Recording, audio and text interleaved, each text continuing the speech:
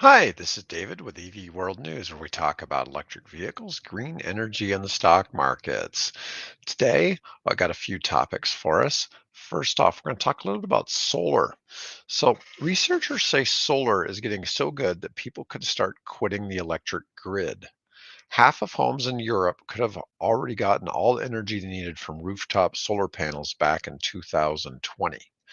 And this is kind of an interesting concept. A lot of people, one of my big beefs with solar is I think the panels, when they're installed, the pricing is just a little bit out of control. I'd like to see those prices come down. But research claimed that in 2020, an astonishing 53% of all freestanding homes in Europe could have run entirely on their own rooftop solar panels and gotten all the energy they needed that year. Now, a lot of this is it varies based on region, local climate, architecture, other factors. And in Europe, different parts of the continent have different architecture for the roofs, different things like that.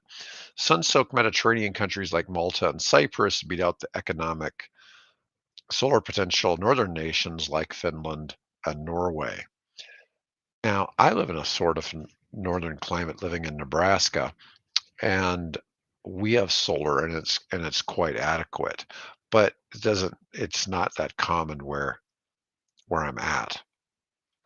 Self-sufficient solar comes with a significant premium, costing up to 50% more than staying with the energy grid that researchers estimate. And this is one of the problems with solar is that, and this is referencing talking about the United States, but when you go to buy solar, they try to sell you on replacing your electric bill and for the next 15 years or longer. And it's kind of you never know where the price of electricity is going to go. You assume, like anything else, it's always going to be going up, so it makes it viable. It's just not a great deal when you first start out. For solar holdouts to maybe a happy, cheaper, medium, and partial self-sufficiency, researchers estimated a building in Germany would be cost optimal at 73% self-sufficiency in 2020 and 78%. So that's going from 73% to 78% in 2050 in 27 years. So that's an interesting change. A mass grid exodus could drive up energy prices for those unable to afford the switch, to just name one potential economic consequence. And that's just a little bit of what's kind of going on in solar. Every year, solar panels become more efficient. So, there's always going to be the possibility of, them coming down in price. You won't need as many solar panels. All of these have significant needs in terms of how the economics of solar panels evolve. Next, I'm going to talk a little bit about the Cadillac Optiq, and this is coming from the Rob report. Now, this is a new Cadillac EV coming out. It's a subcompact crossover aimed at the heart of the EV market. So it's going to be much smaller. Let's see. Now, the American luxury brand is going to have a Celestiq electric sedan. It's going to be $340,000, but we're not talking about that today. We're talking about the Optiq. Brand hallmarks will include a large curved LCD screen that stretches from the driver's side to the middle of the vehicle, lots of metal trim, and a fresh focus on the use of fabric instead of leather on seating and trim panel surfaces. See what we get here. Here's what they plan on it looking like here in this photo. The Optiq is an exterior roughly the size of the brand's gas-powered XT4, the very model it is intended to replace as Cadillac continues on its journey toward an all-electric lineup, a goal it plans to achieve in 2030.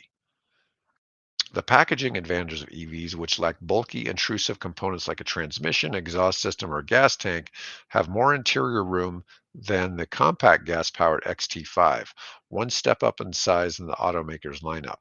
However, the new car will not have a storage area up front where the engine would ordinarily reside. So there's no frunk. The hood is locked down. Still, it looks nice. Interesting color there. I don't know if that's orange or what you would call that color. It looks like a little bit orange to me.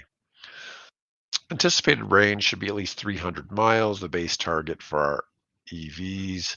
Doesn't give a whole lot more information on what this Optique might be like. And our last topic for today, I'm going to talk a little bit about Tesla full self-driving. Now, this is coming information from Teslarati, and they're expecting that this full self-driving suite could potentially be worth billions of dollars a year in revenue for Tesla by the end of the decade. Mark Delaney at Goldman sent a note to investors as the analyst put his own synopsis of what the full self-driving suite could achieve for shareholders moving forward. Tesla is up nearly 14% over the past 5 trading days. Shares of the EV maker have ballooned 912% over the past 5 years. And then, of course, we've seen it go up, we've seen it go down, and then it'd be interesting to see where we're at the next 5 years.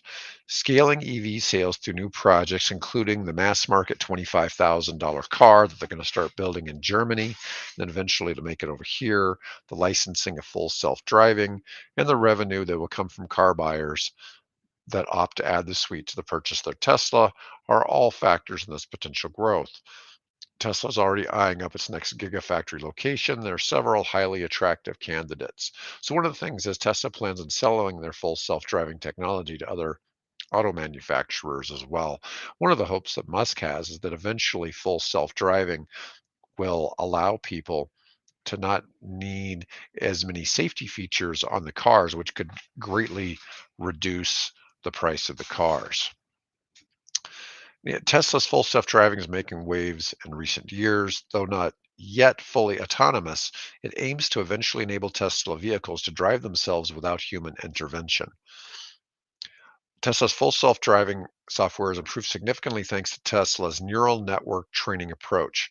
By collecting image data from its vehicle's cameras and using it continually to retrain full self-driving's deep neural networks, Tesla has enhanced the system's ability to handle complex driving scenarios.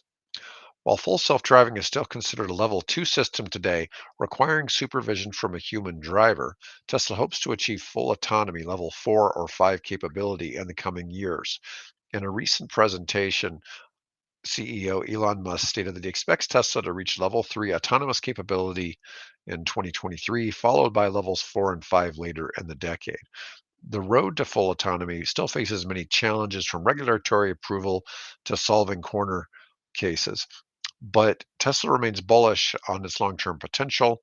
And according to ARK Invest's analysis, over 30 million Tesla vehicles could be operating autonomously by 2030 at a projected cost of $12,000 for full self-driving.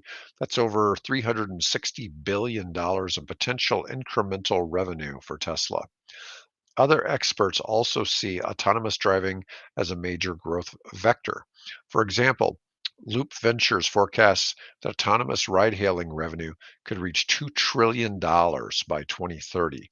As a first mover in autonomous driving tech, Tesla seems poised to capture a sizable share of this emerging market. In the near term, Tesla continues enhancing full self driving through over the air software updates. Recent releases have expanded full self driving's capability to handle unprotected left turns, roundabouts, and more. While debates continue around the safety and readiness of full self driving's current state, Tesla's progress highlights the growing viability of autonomous driving. And I think that's pretty cool. It's something that's certainly bringing a different, where electric vehicles have brought an enhanced technology package to the world of cars. And we've seen huge changes in automobile technology because of what Tesla has done in the last 10 years. Anyways, that's all I've got for today. I appreciate everybody tuning